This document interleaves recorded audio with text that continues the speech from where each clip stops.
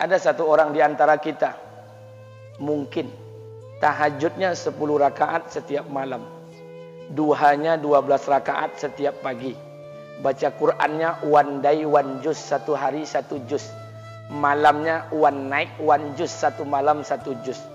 Satu keluarga di antara kita ini puasanya luar biasa Senin Kamis. Satu keluarga berpuasa Senin Kamis. Tak cukup puasa Senin Kamis, dia puasa Nabi Daud. Sehari puasa, sehari tidak, sehari puasa, sehari tidak. Tak cukup dia puasa Nabi Daud, dia puasa-puasa sunnah lainnya. Istrinya nutup aurat dengan sempurna, pakai nikob, pakai cadar, pakai purda, pakai manset, pakai kos kaki. Suaminya 5 waktu ke masjid tak tertinggal takbiratul ula. Anak-anaknya di pondok pesantren hafiz dan hafizah. Tiap pagi berinfak, tak pernah menggunjing orang. Quran terjaga, aurat terjaga, tahajud terjaga, 5 waktu terjaga, duha terjaga, Quran terjaga, puasa terjaga. Sempurna satu keluarga ini amalnya. Tapi sudah 8 tahun dia tak tengok ayah ibunya. Sudah bertahun-tahun dia tak nyapa kedua orang tuanya. Sudah bertahun-tahun dia tak berhubungan baik dengan ayah ibunya. Sudah berminggu-minggu dia berkelahi dengan ayah ibunya. Sudah berhari-hari dia bermusuhan dengan kedua orang tuanya. Maka anak seperti ini, seluruh amal yang mereka kerjakan tertolak di sisi Allah Subhanahu wa taala, tidak akan diterima Allah. Sebaliknya, kalau ada di antara kita hari ini yang pandai melayani ayah ibunya, tidak ada uang ayah ibu dia kasih uang, tak ada rumah ayah ibu dia buatkan rumah, sakit ayah ibu dia bawa ke rumah sakit, dirawat ayah ibunya dia jaga, kotoran ayah ibunya dia bersihkan pakai tangannya sendiri. Ada di antara kita hari ini yang membersihkan kotoran ayah ibunya lebih dia nikmati daripada makanan yang ia sukai. Begitu luar biasanya dia melayani ayah ibunya. Tapi dia tinggalkan solat, dia injak-injak perintah Allah, dia tinggalkan perintah Allah dengan mutlak. Maka kebaikan satu orang anak ini kepada ayah ibunya seluruhnya tidak diterima Allah Subhanahu wa taala. Atau jangan-jangan inilah yang menjadi penyebab amal kita tak diterima Allah. Atau jangan-jangan inilah yang menjadi penyebab amal kita tertolak di sisi Allah. Kita solat juga, kita sujud juga, kita puasa juga, kita ngaji juga, kita dengarkan ceramah juga. Maka oleh karena itu Pak, Bu, ayah kita tuh tinggal di kampung, ayah ibu tinggal di kampung sana. Terkadang ayah ibu kita tak sekolah, SD, SMP, SMA tak tamat. Dia sekolahkan kita SD, SMP, SMA, S1, S2, S3 dengan harapan hidup kita lebih baik daripada keadaan dia sekarang. Tapi apa yang membuat kita jarang untuk menjenguk mereka? Saya ingin sampaikan buat kita bersama. Ayah ibu kita tak tahu kita ni eselon 1, eselon 2, Pak. Ayah ibu kita tak tahu pangkat PNS kita 3A, 3B, 3C, 3D, 4A, 4B, 4C, 4D. Ayah ibu kita tak tahu kita ni public figure. Ayah ibu kita tak tahu dan tak mau tahu. Yang dia tahu kita ni anaknya. Ayah ibu kita tak tahu kita punya sawit berapa. Ayah ibu kita tak butuh mobil kita. Dia tak butuh rumah kita. Tapi yang dia butuhkan kita.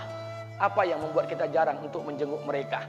Tahun 2016 di Masjid Damai Langgeng, saya diundang ceramah di sana. Habis pulang ceramah, saya baca WA SMS. Ada seorang ustadz Pekanbaru kirimkan WA dengan saya. Saya baca 2 kali, air mata saya menetes. Kenapa? Karena WA itu berisi cerita satu orang ibu sedang menelpon anaknya. Ibunya nelpon anaknya. Assalamualaikum nak. Waalaikumsalam kata anaknya. Kata ibunya, nak, sudah 1 bulan kau tak tengok ibu. Apa yang membuat engkau berhalangan nak? Apakah kau sibuk dengan pekerjaanmu? Minggu yang kedua ibunya telpon lagi. Assalamualaikum nak. Kata anaknya, waalaikumsalam. Kata ibunya, nak, ibu dapat kabar apa engkau baru beli mobil baru. Apa betul nak? Kata anaknya, betul bu. Kata ibunya, alhamdulillah nak, ibu bangga.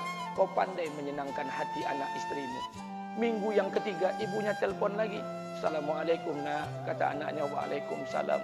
Kata ibunya, nak, ibu dapat kabar bahwa engkau baru beli rumah baru. Apa betul nak?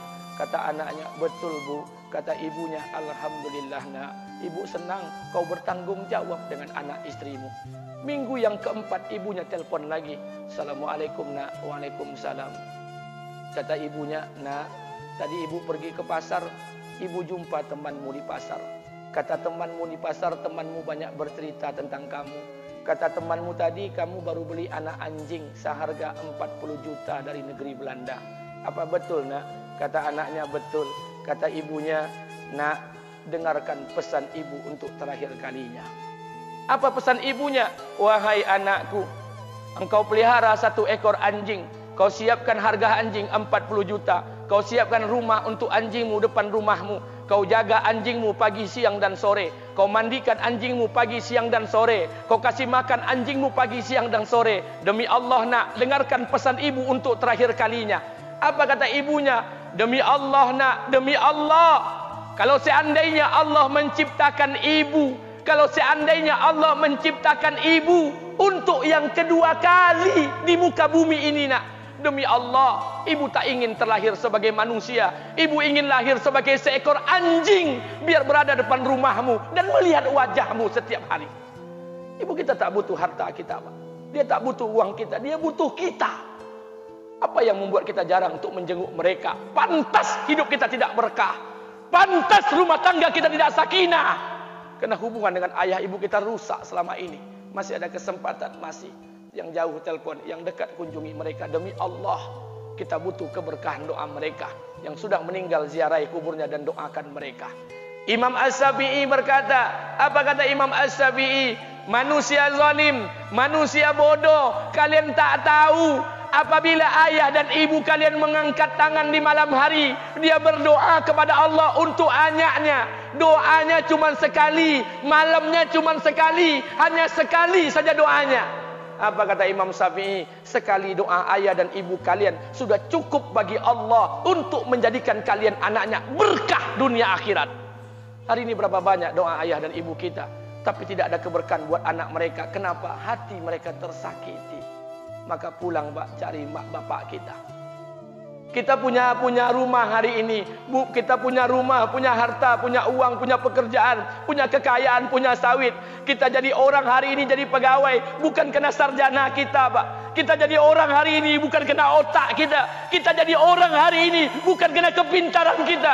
Kita jadi orang hari ini jangan-jangan kena keberkahan doa ayah dan ibu kita yang tak pandai tulis baca di kampung sana.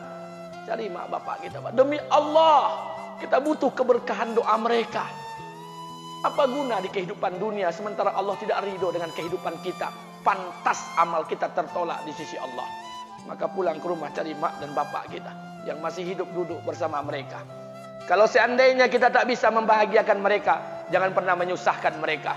Kalau seandainya kita tak bisa membuat mereka tertawa, jangan pernah membuat mereka menangis. Demi Allah, kita hanya punya 1 ayah kandung. Kita hanya punya 1 ibu kandung. Tidak akan ada ayah kandung yang kedua. Tidak akan ada ibu kandung yang kedua. Harta kita cuma 1. Ayah kita cuma 1.